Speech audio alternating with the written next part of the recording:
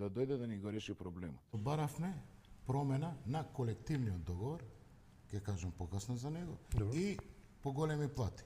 Со тие плати, дали може да го истерат месецот, дали може да ги платат режиските трошоци, дали може да си приуштат нешто.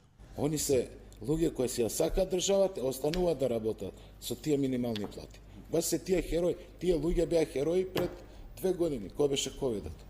Под нив има само амбис.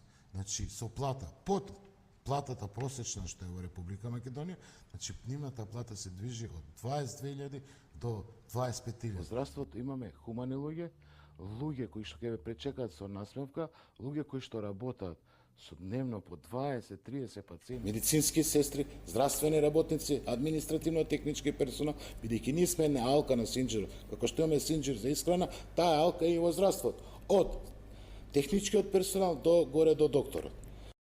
Не зависи